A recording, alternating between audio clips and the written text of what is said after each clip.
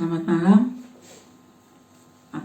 dan terima kasih atas kehadiran kita semua dalam ibadat kita malam ini.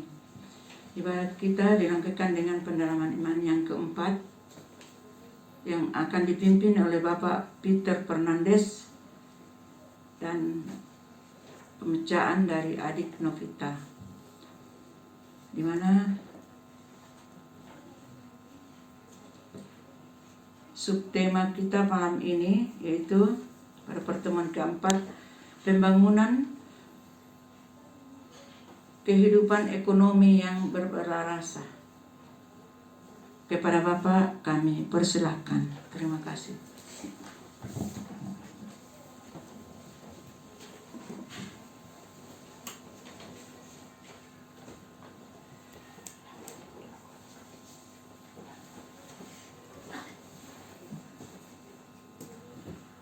Bapak, Ibu, saudara-saudari yang dikasihi Tuhan, selamat malam, selamat berjumpa kembali di pendalaman iman dalam rangka APP, Aksi Puasa Pembangunan, dengan tema Semakin Beriman Semakin Solider atau Membangun Ekonomi Solidaritas.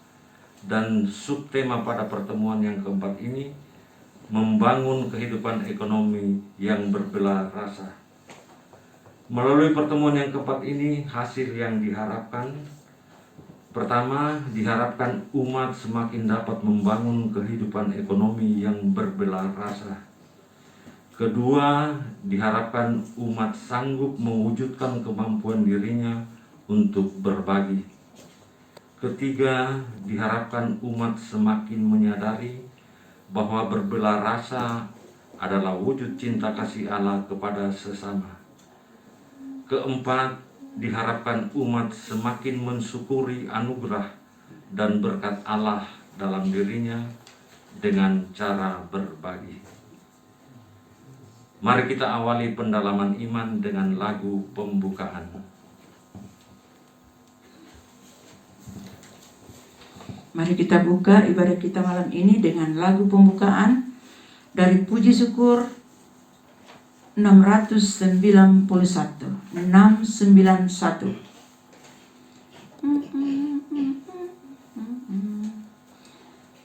Yesus diutus Bapa di surga, kini tugasku jadi utusan. Bapa mengutus Yesus Sang Putra, membawa selamat bagi dunia. Kita diutus Yesus Sang Guru, bawalah damai bagi sesama. Yesus diutus Bapa di surga, kini tugasku jadi utusan.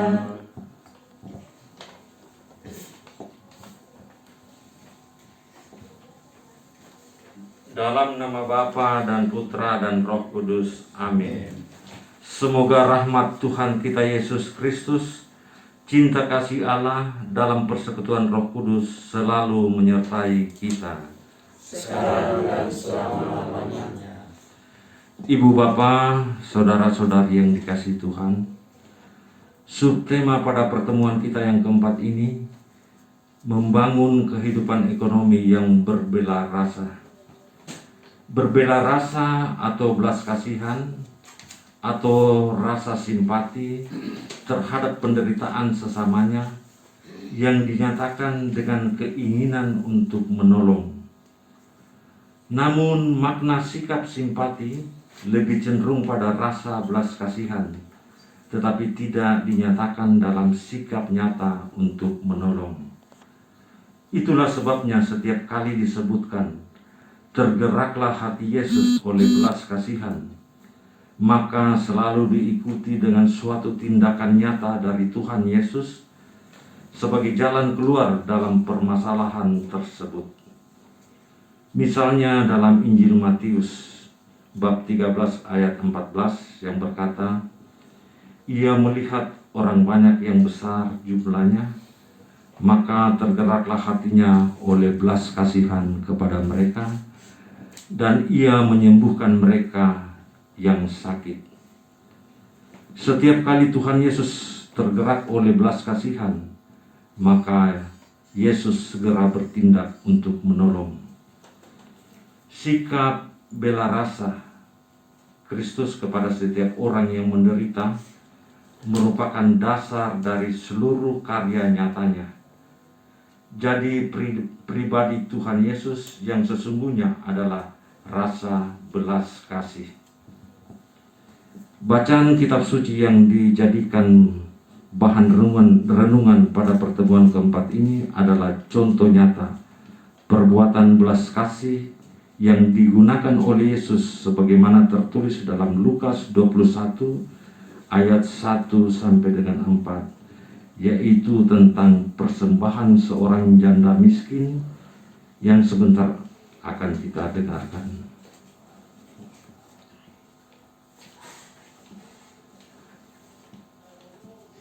Selanjutnya marilah kita bersama-sama memeriksa batin kita dan menyatakan tobat kita dalam doa tobat. Saya mengaku kepada Allah yang Maha Kuasa, kepada saudara sekalian, bahwa saya telah berdosa dengan pikiran dan perkataan, dengan perbuatan dan kelalaian. Saya berdosa, saya sungguh berdosa.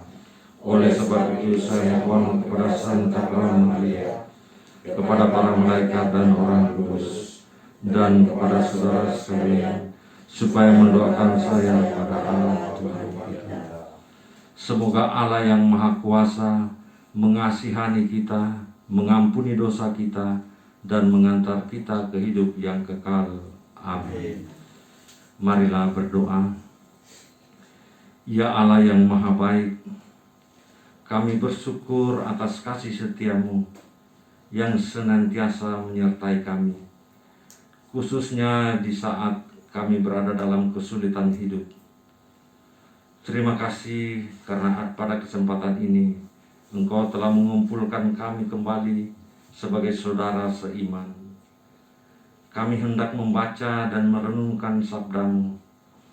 Terangi kami semua dengan kuasa Roh Kudus-Mu, agar kami dapat memahami kebenaran sabdamu, agar kami dapat mengatur hidup kami seturut kehendak-Mu dengan perantaraan Kristus Tuhan kami. Amin. Kita dengarkan bacaan kitab suci. Inilah Injil Yesus Kristus menurut Lukas bab 21 ayat 1 sampai dengan 4. Persembahan seorang janda miskin. Ketika Yesus mengangkat mukanya, ia melihat orang-orang kaya memasukkan persembahan mereka ke dalam peti persembahan. Ia melihat juga seorang janda miskin memasukkan 2 peser ke dalam peti itu. Lalu ia berkata, "Aku berkata kepadamu, sesungguhnya janda miskin ini memberi lebih banyak daripada semua orang itu. Sebab mereka semua memberi persembahannya dari kelimpahannya, tetapi janda ini memberi dari kekurangannya, bahkan ia memberi dari seluruh nafkahnya." Demikianlah Injil Tuhan. Terpujilah Kristus.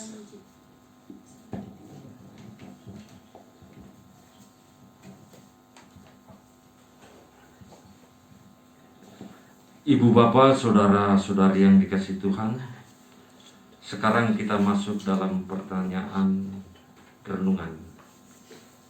Namun pertanyaannya ini mungkin akan saya jawab sendiri, mengingat situasi saat ini kita tidak dapat bertemu muka.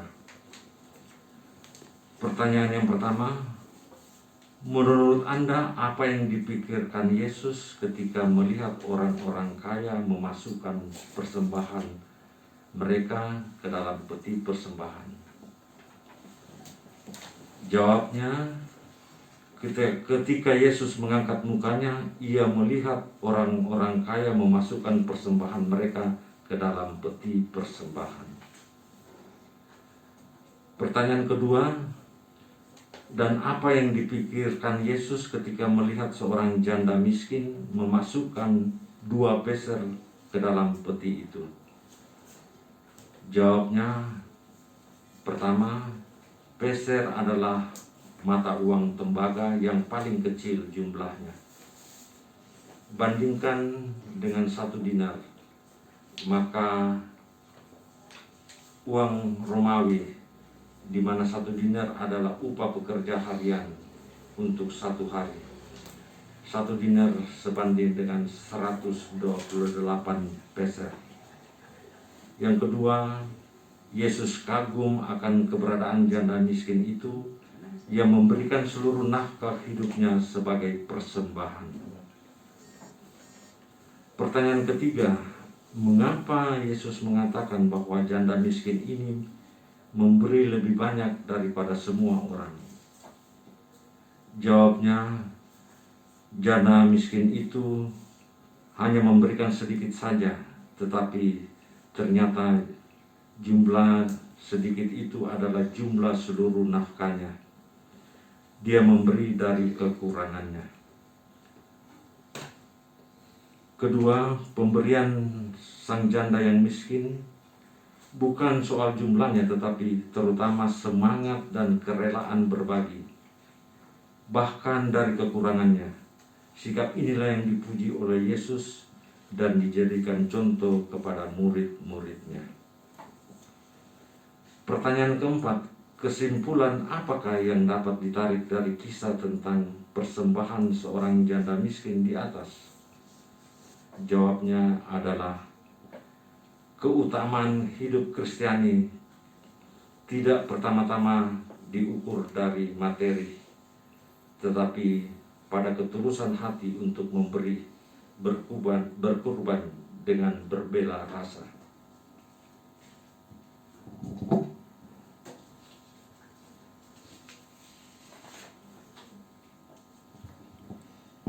Penegasan dari tanya jawab di atas ini mengajarkan kepada kita untuk berbela rasa melalui 4 cara sederhana.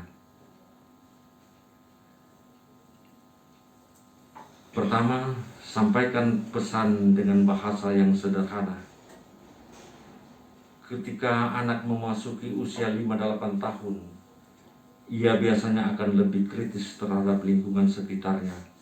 Bukan tidak mungkin ia akan melontarkan berbagai pertanyaan yang mungkin tidak kita sangka sebelumnya. Kedua, berikan contoh nyata. Tidak cukup 1 contoh untuk membuat si kecil mengerti. Orang tua bisa memberikan kasus lain, misalnya ketika ada berita bencana alam atau suatu daerah, kemudian menyoroti para pengungsi dari kejadian tersebut. Aksi nyata bersama anak. Langkah berikutnya, orang tua bisa mengajak si kecil melakukan aksi nyata, misalnya untuk membantu korban bencana alam. Orang tua dapat mengajak untuk mengumpulkan mainan yang sudah tak terpakai untuk disumbangkan.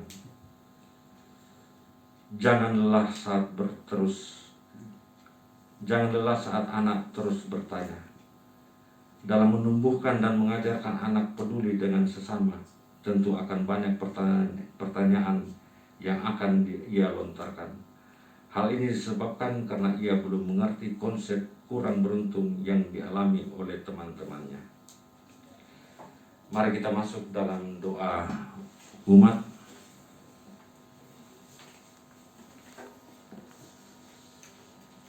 Marilah kita membawa wujud-wujud doa kita kepada Bapa di surga yang berbelas kasih. Bapa dalam surga, tanamkanlah dalam diri kami rasa belas kasih untuk mau memberi dan berbagi kepada sesama, saling tolong menolong, yang kuat membantu yang lemah. Kami mohon, semoga yang berkekurangan tetap mempunyai hati yang berbelas kasih kepada sesamanya demi memuliakan Tuhan. Pemberian bukan diukur dari materi, tetapi perbuatan yang keluar dari hati. Kami mohon, Bapa yang berbelas kasih, kami mohon belas kasih-Mu bagi orang-orang sakit. Mohon rahmat kesembuhan bagi mereka. Bagi yang berdosa dipertobatkan, dan bagi jiwa-jiwa di atas. Inilah permohonan-permohonan kami ya Bapa, yang kami sampaikan melalui Putra-Mu Yesus Kristus, Tuhan dan pengantara kami. Amin. Mari kita satukan wujud-wujud doa kita dengan doa yang diajarkan oleh Yesus sendiri, dan kita mohon Bunda Maria membawa wujud-wujud doa kita kepada Putranya Yesus. Kita doakan 1 kali Bapa kami, 3 kali Salam Maria. Bapa kami yang ada di surga, dimuliakanlah nama-Mu, datanglah kerajaan-Mu, jadilah kehendak-Mu di atas bumi seperti dalam surga. Berilah kami rezeki pada hari ini, dan ampunilah kesalahan kami, seperti kami pun mengampuni yang bersalah kepada kami. Dan janganlah masukkan kami ke dalam pencobaan, tetapi bebaskanlah kami dari yang jahat. Amin. Salam Maria, penuh rahmat, Tuhan serta-Mu. Terpujilah Engkau di antara wanita, dan terpujilah buah tubuh-Mu Yesus. Santa Maria, Bunda Allah, doakanlah kami yang berdosa ini, sekarang dan waktu kami mati. Amin. Salam Maria, penuh rahmat, Tuhan serta-Mu. Terpujilah Engkau di antara wanita, dan terpujilah buah tubuh-Mu Yesus. Santa Maria, Bunda Allah, doakanlah kami yang berdosa ini, sekarang dan waktu kami mati. Amin. Salam Maria, penuh rahmat, Tuhan serta-Mu. Terpujilah Engkau di antara wanita, dan terpujilah buah tubuh-Mu Yesus. Santa Maria, Bunda Allah, doakanlah kami yang berdosa ini, sekarang dan waktu kami mati. Amin. Kemuliaan kepada Bapa dan Putra dan Roh Kudus, seperti pada permulaan, sekarang, selalu, amin. Mari kita dengarkan pengumuman.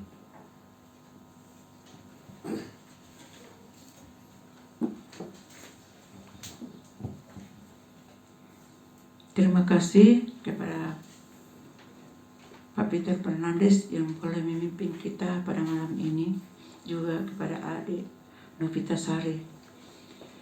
Pertemuan kita berikutnya, pertemuan yang kelima, yang akan dipimpin oleh Ibu Wati Kusuma dengan tema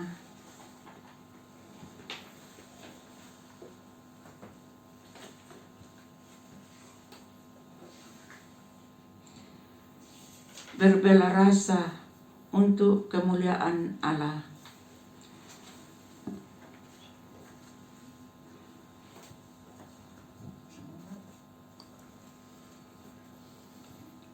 Sekian dan terima kasih.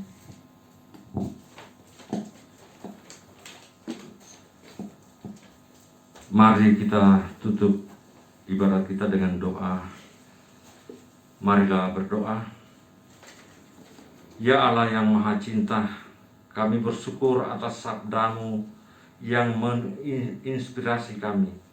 Bantulah kami selalu dalam kuasa Roh Kudus-Mu, agar kami dapat mengenali diri kami di hadapan-Mu dan berani mempersembahkan hidup kami untuk kerajaan-Mu. Ingatkanlah kami agar senantiasa mau solider dan berbela rasa terhadap sesama kami, khususnya mereka yang berkekurangan. Demi Kristus Tuhan dan pengantara kami. Amin. Mari kita mohon berkat Tuhan. Semoga Tuhan memberkati kita, melindungi kita terhadap dosa, dan menghantar kita ke hidup yang kekal, dalam nama Bapa dan Putra dan Roh Kudus. Amin. Saudara sekalian, ibadat kita sudah selesai. Marilah kita pergi, kita diutus. Amin. Lagu penutup.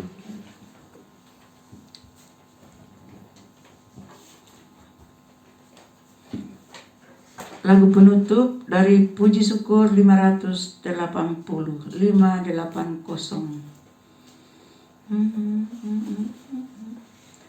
Hai umat, pujilah Bapa, Putra dan Roh Kudus, luhurkan namanya. Bapa yang Maha Kuasa, oh luhurkan namanya. Sungguh indah karya tangannya, luhurkan namanya. Hai umat, pujilah Bapa, Putra dan Roh Kudus,